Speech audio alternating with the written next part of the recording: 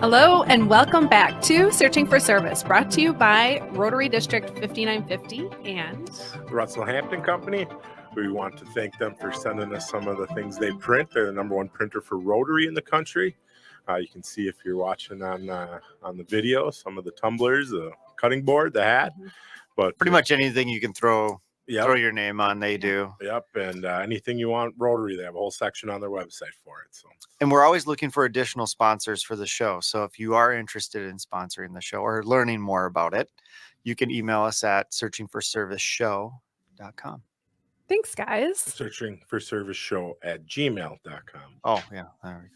Good. Thanks, Chad. Thanks, guys. Let's just do a quick introduction of us as the hosts. I'm Kelly Kirk. I'm Joe Kirk. And I'm Chad Larson. And we want to welcome our guest, Nancy Economou. I hope I said it right. You did. Right? We just talked about it offline, but just trust yourself Nancy and just say it. Is the founder and CEO of Watts of Love. And so we're happy to have you on and help our listeners understand what exactly is Watts of Love and who is Nancy. And let's actually just dive in and have our listeners get to know you a little bit better. And so let's start with, where are you hailing from for this interview? I'm just outside of Chicago, about 16 miles in Downers Grove, Illinois. Okay. Sounds good. And what I know about Chicagoans, maybe I said that right, maybe I didn't, but no matter where you're at in Chicago, like if people ask, like, where are you from? You're like, Chicago. Because most people just do not understand, like, That's the same thing here. Yeah, you can't do that in Wisconsin, though, because you guys don't have anything. Which is where I'm from. So. Did you grow up in Chicago area? Originally, my first 9 years was in New York, and then we moved to Downers Grove.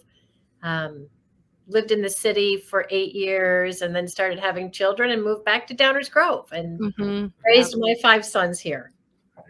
Wow, Love 5 it. sons. Yes. That's a lot of. It's a football team. It is. Well, not quite, but so you are on the podcast Searching for Service, which is, it's not all geared towards Rotary, but it certainly has the Rotary affiliation. Are you a Rotarian? I am not yet. Okay. I love that answer. Starting a non-for-profit capacity and raising my 5 children. I'm kind of an all-in girl. So if I'm going to do something, I want to know that I have the time and the capacity to commit. Yeah. Well, and so much of this show is about highlighting not only Rotary, but like the organizations that are doing great work. I mean, because at its root, it's about pairing people to service opportunities out there. And you guys are obviously doing a lot. So why don't we talk a little bit about Watts of Love? That's a nonprofit that you started. You are the CEO and founder. So how did that come about? Yeah. So just to give a little bit of my background, I used to sell jewelry in downtown Chicago for Cartier. So I say I went from serving the top 1% of the world to now serving the bottom 1% of the world, and worked there for years. And then I started having children. Like I said, I have 5 boys. And at that time, I felt like I wanted to be home and raise my children. That was kind of the shift that I made. And then I had the opportunity in 2009 to go to the Philippines. I was married at the time, and my husband had work there. And when we were there, he was off kind of doing something. And I'm very curious by nature. And I'm like, just want to see how the Filipino people are living. And I went to a feeding program. And when I was at that feeding program, there was a young girl who her face was all burnt, and the teachers were putting toothpaste on her burns. And I'm like, oh my gosh, like, what happened to her? And the teachers were very like, oh yeah, this happens all the time. Children are burnt. As a mother, I had never seen anything or heard anything like that. And the teacher shared, children are burnt all of the time because they don't have lighting. and they use kerosene. And if it falls over, it's like, one of those Molotov cocktails. Like it just, and I couldn't imagine as a mom, how do you raise children in the dark? Mm. And the repeated trauma that a child has to go through every single night and not having any other option. And just, like just imagining life living in darkness. And I'm like, people don't have electricity. Like that seemed like I was just surprised. And here in America, like when we lose electricity, it's front headlines. 1 million people were without electricity for 48 hours. Like people are up in arms here, where that's where almost 1 billion people live every single day. Fascinating. I always love the context. Like this show yeah. has been so good for context and going, yeah, we complain about this, that, or the other thing, but this is normalcy for a lot of the world. Yeah. Well, just the resources that we have so readily available at our fingertips that truly are taken for granted. Mhm. Yeah. And then we are given this perspective of, well, actually, there is this incredibly large percentage of people worldwide that do not have this resource. And they're exponentially happier than us. I mean, Yeah. seriously. Yeah. One of the quick story, a friend of mine, he used to do work in the Philippines, and he was struck by this. He was riding by in a cart, and he was watching a man sweep out his dirt hut, like sweep dirt out of his dirt hut, and with a smile on his face, seemed like he was the happiest person on the planet. And he's like, that's just seared into my head. This guy literally was dirt poor Yeah. and was as happy as can be. And so to kind of go back to what you're talking about is to some of these basic things that we just take for granted that create so much advantage for them in their lives in comparison to what they have on a daily basis. And I'm sure seeing that and seeing the burns like that's the first time that I've ever thought of that in that sense of like, oh yeah, if there's a kerosene lamp and it falls down on you, yeah, that's gonna burn your entire face off. Like that's, you don't think about that stuff because again, we come at it from we switch a light on. Mhm. So you have that moment, and you're obviously inspired. But what's the process from there that day? Yeah. Yeah, that's right. So I came home and I had a house full of babies and laundry and, never having any background in non for profit or fundraising or solar lighting or any of those things. Um, I just started really talking about it really for years because, like, there was a little bit of fear like, how am I going to do this? What am I doing?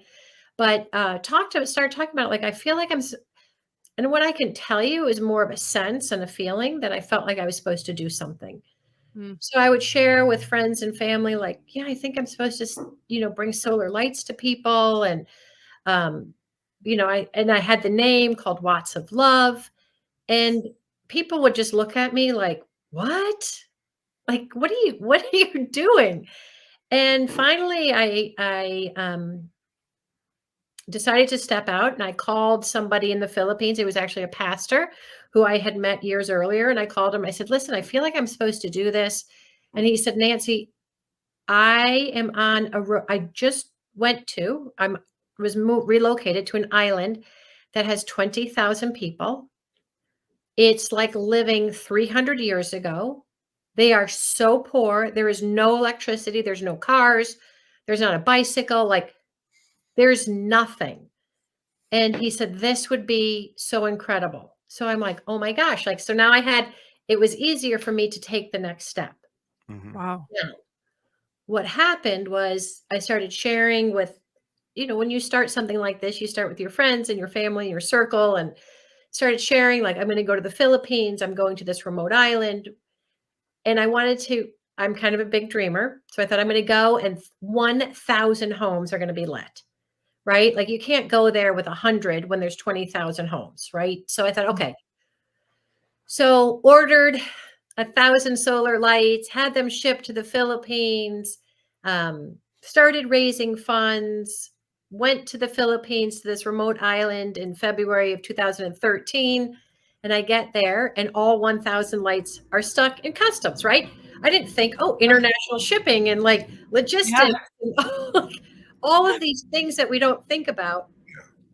And I thought, I'm a failure. Here I've told people, I've raised funds, and now I can't even do what I said I was going to do. But what happened is I had 3 lights in my suitcase. And those 3 lights made me reevaluate how I was going to distribute them. So I had to look for even though every single person wanted a solar light, who needs this? And so they had identified an older woman. And so I went to her, Nai, we're here to give you this light. And the first thing she said is, no, I cannot accept it from you. I am too poor for you to love me. I've been cursed by God. I've been abandoned by my family. My government doesn't know I exist. And so I really was just shocked at the heart connection and the self-worth. And I'm like, we're here because you're seen, you're loved, and you're valuable. And really everything Watts of Love does is listening and seeing and being intentional, because looking in someone's eye when you hand them a light takes seconds. And what that can do for somebody who feels abandoned and lost. So that was really a big change for me. And then I'm going to share another story. I'm going to share the other 2 lights. The other one was a mother of 7 children. And when I went to her, I gave her the light. The next morning, I thought, what's it like to live in complete darkness? And then instantly your home's lit. And home meaning a dirt floor, a small little room, 10 by 10 with 7 children, right? Like, so this is lit. And so I ran down to Emily. I said, Emily, what was your night like last night?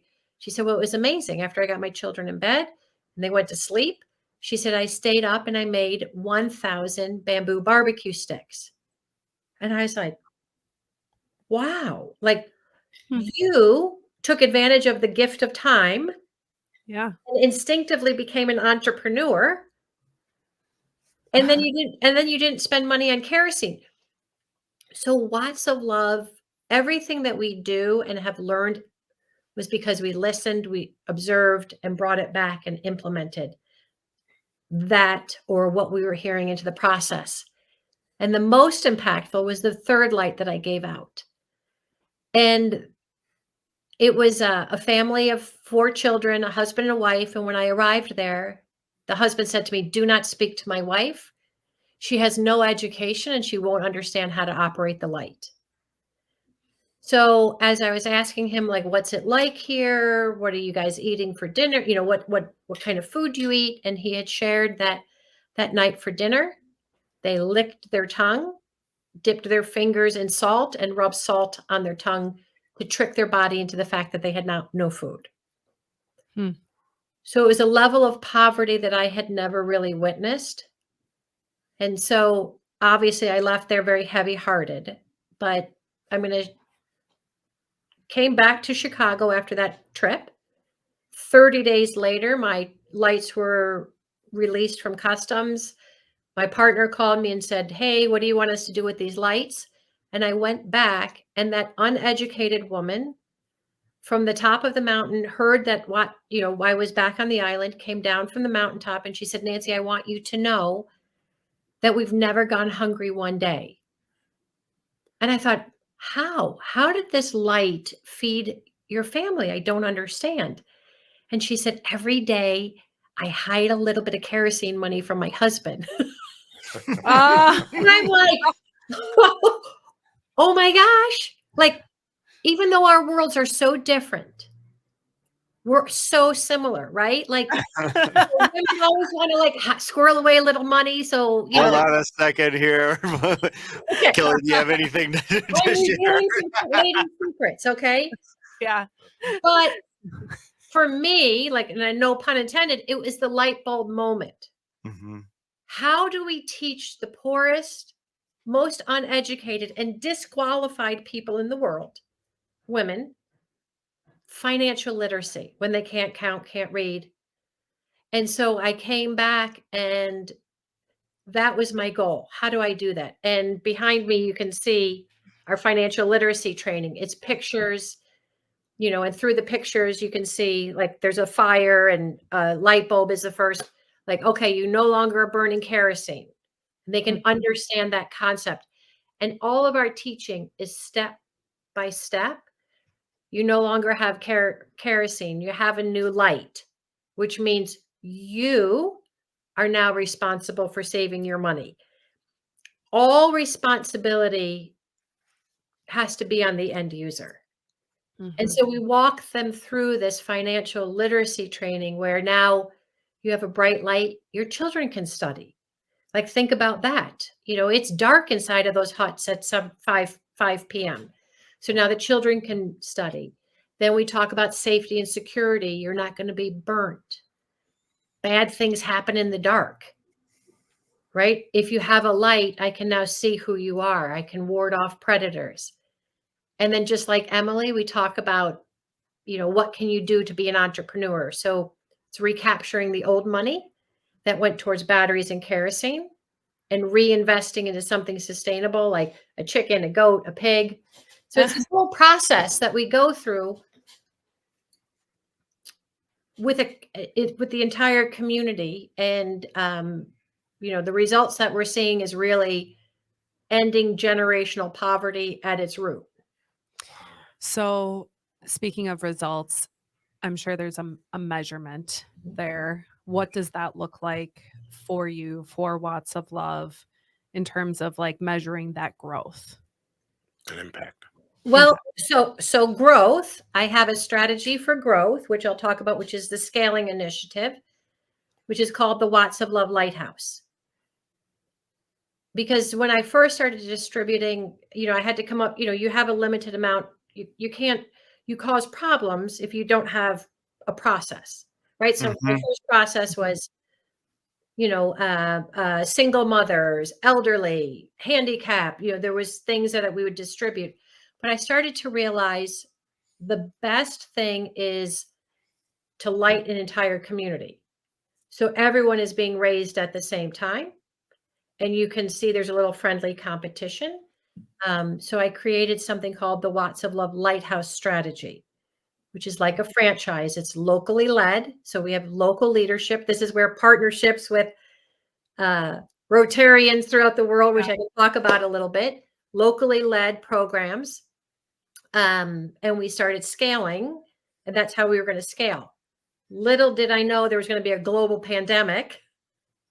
So when the whole world shut down, we were able to put that into play, and we were able to scale in Malawi, Kenya, and the Philippines and Uganda. It was amazing to watch the local leadership step in, own the process. We have everything, booklets and training materials and everything to how we do this. So that's the scaling initiative. And that's where I think good partnerships align. But then we do monitoring and evaluation. And because light is the tipping point for every family, and it impacts every aspect. So we can measure, right, based on who we're partnering with and what impact we want. So we have measurement on the financial impact, the education impact, the health impact, right? So if they can start buying chickens and eggs and their children get sick, well, guess you can now buy medicine because you have a chicken to sell. Like it's this ripple effect. It's that I don't even think in America we really understand how that works.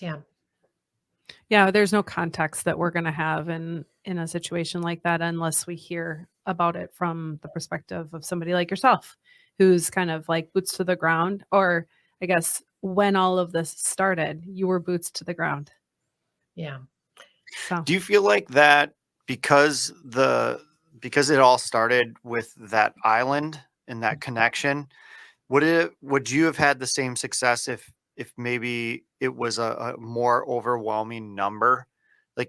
Like 20,000 is still plenty, Yeah. but Mhm. if you would have gone into a community of 250,000 and you would have brought 1,000 lights, like, was there something about kind of the manageableness of the island that Yeah. led to some of the success versus like being like, great, I just sent Yeah. 1,000 lights into a community of 250,000 people and didn't really impact. And so, yes. And let me speak about that, because people are like, well, why does, why does it cost so much to deliver lights? You're just handing them out. And just handing them out exactly like what you said. Originally, when I went there, I thought, oh, like, I wasn't sure what I was going to do, but I had 1,000 solar lights, kind of like Oprah. You get a light and you get a light. And I didn't know, but with just having those 3 lights, when I gave out the first light, I'm like, oh my gosh, they don't know how to open a box. Oh my goodness, they don't know how to push the button. Mm. Then I went back like a few times at the very beginning. People would leave it on a shelf and not use it because it was a gift and it was valued Mm. too much. Wow. So going back and hearing and seeing, like, oh my gosh, there needs to be so much more. So it's the first step into the energy ladder. Okay. So it's like if somebody gave you, 200 years ago, an iPhone, Yeah. people 200 years ago would be like, I'm afraid to touch it. What if I like, and that's kind of the same thing is so being humble enough to slow down and see what their needs are, Mhm. just technology wise. And then also meeting people where they're at with the first step into savings, because they've never heard of savings, because they don't have banks. And so when I designed the box to be a bank, so it has a slit in it. So we say every day, instead of going to the kerosene dealer or going to buy batteries, you pay yourself first and you put the money in here. Mm. And then in 7 days, you open your box and you go buy a small chicken. Hmm. That is like, what? Yeah. What? And then when you say, your chickens multiply, it's it's an it's a we can't imagine the impact. And so just handing out a light is a waste of time, money, and energy if people are not taught how to take advantage of this opportunity. Yes. And I'm just going to throw some numbers out. The global average that somebody spends on batteries or kerosene is $155 a year, right? So that's to light their home. Mm-hmm. In Coda, our first lighthouse, we've distributed 20,000 lights to 20,000 homes. 20,000 times 155 is $3.1 million. That was being thrown away in their landfill with Wow. toxic every year. One Yeah. village. Nobody is looking at what's coming ahead, because the batteries, they usually use 6 batteries every 3 days. Hmm. It's staggering. Wow. I'm like, my mind is a little blown right now. It's Yeah, kind that's of, going through that math that you just, and then understanding too, it's the impact, that kind of domino effect of impact. Yeah, I love too. the discovery of that, by the way. That was Right. an interesting story where you kind of like, okay, I'm going to deliver lights. And then you go, man, they don't even know how to unwrap this, let alone use Yeah. it, let alone what to do with the savings that they get after that. And so it almost shed light to, Mm-hmm. on what would the real issues were, which is education, self-worth. There's a big piece in that, like just in the stories Absolutely. that you've been telling of like they don't even feel worthy of any kind of gift or good thing. And to get around some of the psychology around that is really interesting. Talk a little bit more about, because you mentioned briefly how you've scaled into some other locations, and I think this is how probably Rotary came in into play, is Uganda and what's the place in Africa? The other place in Africa? Uganda, Malawi, Kenya. Malawi. Yeah, our club actually does a pretty large project in Malawi. That's Oh, where. great. Yeah. Excellent. Matter. Yeah. So talk to us a little bit about how you connected those dots. Absolutely. So I always knew of Rotary. So when I started Watts of Love, it was really one of the first partnerships that I aligned with. Speaking at a lot of clubs here in the Downers Grove, Naperville, quite a few clubs here in the Illinois area I spoke at. I also back in and because I was working in the Philippines, I felt like that was another connection that we needed to make, because I feel like letting people know we're working in your backyard is important, and I believe relationship is key to any success. So I've spoken at the Rotaries in Manila. So it's been growing and expanding. But what I'm really excited about is somebody who has traveled extensively with us and is a very dear friend and partner of Watts of Love is my friend Colleen. And she is a Rotarian and has traveled extensively with us and is really, I said, I need a little help, like figuring out how can we expand this, because Watts of Love is unique because you don't need a special skill set except patience, willingness to participate, right? So she has really stepped in. She's the president of her club in Arizona, and she has received a global grant, which I'm very happy to say. We have met with 4 different Rotary clubs in Kenya, in Nairobi, and also up north in the Samburu tribe we're working with. I can't remember the name right now. So we've activated those. They've done a needs assessment, and we're starting this year in 2024. Like on what our partnership, and what I loved was when we were in Nairobi, one of the Rotarians there said, "Wow, like we could literally light Africa." I'm like, "Yes, we can." Yeah. Like, it's strategic, right? It's village by village, where the needs the highest, how many people, like, it is possible. And in Malawi, there's a word that they use that we've adopted, and it's called Zotega. We were distributing lights, and my partner was yelling Zotega, and the people were yelling Zotega back. And I said, "What's Zotega?" It's possible. It's possible to bring lights to people. It's possible to get a chicken, because those are things that they never thought were possible. When you're working in some of these areas, do they, because we've had different guests on that have talked about some of the similar areas, do they ever go in conjunction with some other projects, whether we've had a lot of water projects, or is this kind of the start and then they get into other projects? Yeah. So I've tried it a few different ways, like with medical teams and what I realize is what we're teaching, what we're giving as the tool to be successful, and then the business plan for what you're going to do with your money and how you're going to reinvest is extremely overwhelming. Because it's all new concepts, right?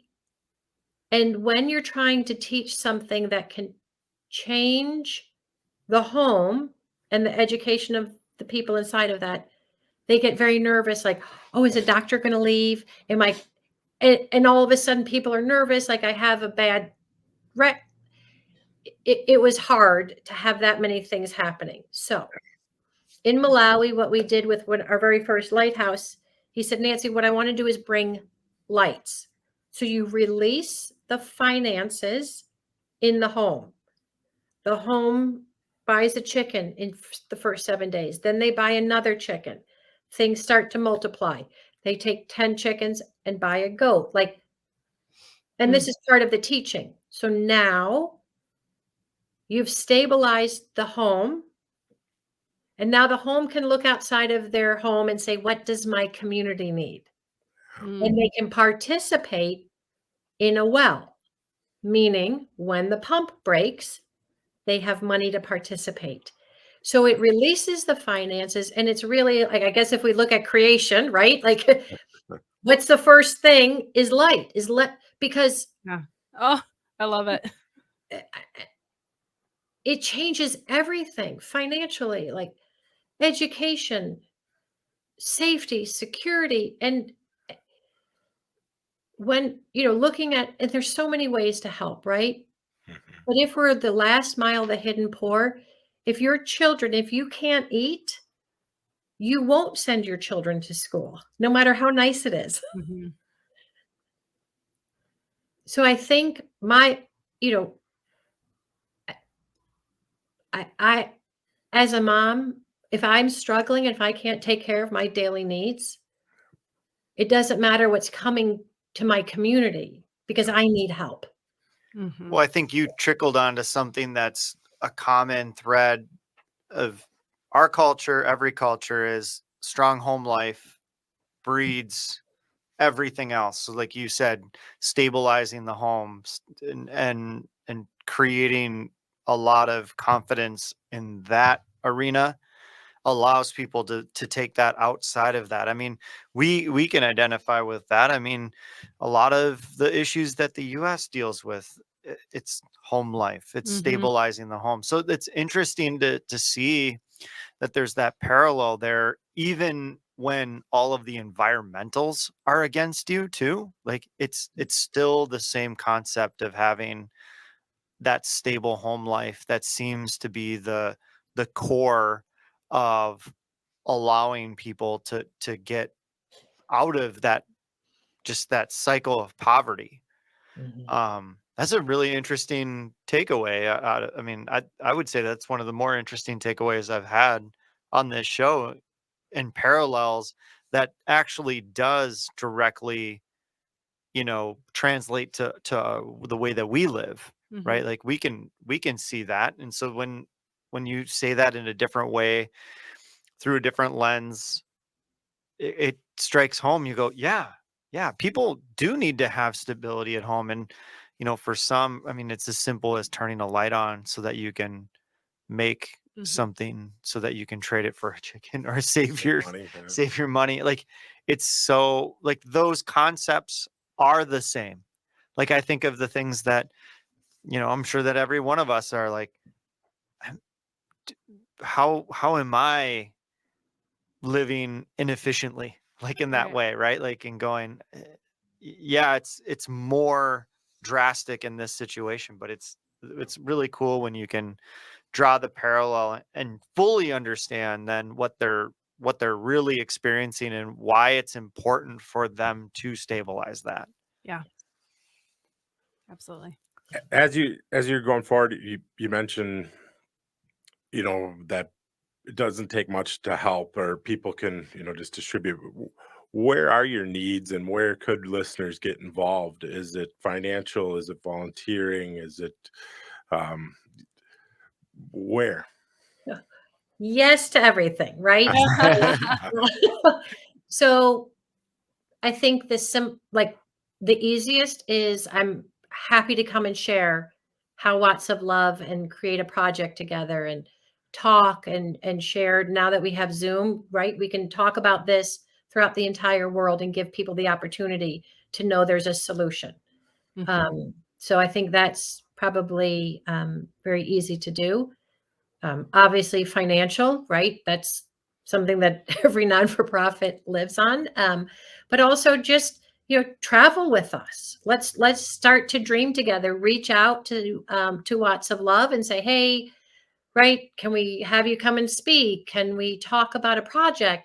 Can we tag along on the Kenya project and see what you're doing? Is there a way to be part of the global grant? Like, we have so many avenues that that people can enter in on, that I'm, just opening the door and saying, Zotega, it's possible. Where Yeah. what part of this problem do you want to be part of? Wow. This is not as inspiring, but I saw that the solar light's patented. Did you evolve the light itself, or did you start with one that was patented? Yeah. Sorry. Great question. So good question. So when I was in the field, seeing my original light was larger, and it had a solar panel. So it had a wire connecting the light to the solar panel. And the light was a little bit larger. Okay. So I looked at this and I thought, okay, number one, I'm shipping air. And if I'm going to start lighting nations, I need to be more, I can't ship air. Yeah. Mhm. So I'm logistics. Number two, the wire was being eaten by the mice and the rats. Oh, So then you have a problem there. yeah. Then I was in a leper colony where nobody had fingers. So everybody had leprosy. They didn't have fingers. Body parts were missing. And I realized, oh my goodness, they can't push a button because they didn't have fingers. So I have pictures of this I can share. And I watched them struggle as a handicapped person. And I thought, if I ever have the opportunity to design my own light, I'm going to design it for their needs. Hmm. Because the lights that I'm giving are not designed for them. Hmm. So I have 2 patents on the light. It's designed for a harsh environment, number one. Number two, it has hands-free. So it comes on a lanyard. The solar panel is in the back. So now it's one piece, but it's wearable. Again, all responsibility is on the end user. If you leave it out, it will be stolen. It's all of that's part of the teaching, but now their hands are free, so they can put it on top of their head. I had the ability to go back to the leper colony, and to the woman who inspired me. She was one of the very first people to receive a light. And she said, thank you for giving us back our dignity with going to the bathroom at night. Something I never even thought of. So everything we've done is because of our customers. And even in the center, there's a raised heart because nobody has glasses. So now you can feel where to push, and you just push and hold in the center. The first setting will last 121 hours, 10 hours, 2.5 hours, and that's over 275 lumens. So you can operate, deliver a baby. And then there's an emergency strobe. When I added the emergency strobe, I thought, because I was designing the circuit board, I thought, okay, I'll put an emergency strobe. Well, this emergency strobe, which I didn't realize, has now become the 911 of communities. For example, the Navajo Nation, the Navajo people who live miles away from each other or of a helicopter, so they're using this as communication. In Africa, the elephants break out at night in African parks and come and eat the people's crops. Well, guess what an elephant is afraid of? A bright flashing light. So they're not throwing sticks and rocks. And so the human wildlife conflict is being downgraded. So, I mean, it's just, we would need another show to go through all of that. Wow. I am blown away. Well, and It's just like one thing after Yeah. another, Nancy. Well, and something I like to do in our interviews is is typically you kind of start from the beginning and then you get to where you're at today. Mm-hmm. And something that I took away was when you landed on the island the first time and you were like, oh my gosh, logistics, Mhm. like, you know what I Yeah. mean? And now then you get over here and I'm designing a light and creating circuit boards and stuff. Yeah. How? Like, what was this, like, Yeah. the arc of all of that? Because you're a Yeah. completely different person, right? Like with a completely different skill set. Yeah. Sounds like the same dream though. You know, it sounds like it was the same dream that kept you going through all of that. But it's just an interesting observation and for our listeners, of start where you're at Yes. and then figure it out, because it's like Well, every person, it's incredible. Like they Nancy. start out and they have no idea what they're doing, and then they're designing lights. And that's true. And just to kind of, tie in with that real quick here, Nancy, you could have stopped, right? Like you first had that initial gut punch of fear that said, "No, what, why? Like, why would I do this? People are sitting here going, what the heck is this?" And you overcame that. Like, I wish you could have listened to our last interview, because like you two would get along so well. And we'll probably just have to make that introduction. But regardless, like this is such inspiration for individuals listening, going, okay, well, you know what? If it's not Rotary, I have had this thing brewing in my head and I have had all these limitations, but man, Nancy is giving these prime examples of just overcome. Okay, this is the next thing. I could have given up right here, step 3, step 4, and now here you are at step 150. And it's just the impact, the domino effect of impact is absolutely mind-blowing. Yeah. So thank you for all that you do. Well, thank you. And I believe if you don't quit, you win. Mhm. Yeah. And there are obstacles every day. There are, new things like, oh, I've never done this before. And like, Yeah. just, but if you believe that you have been given a dream, a vision that you can't explain, you take the first step. If that door closes, open another door. Don't take it personally like you're supposed to stop. Yeah. It just means you're supposed to shift, Mhm. right? So if I'm going to look at something, I open up a few doors. Okay.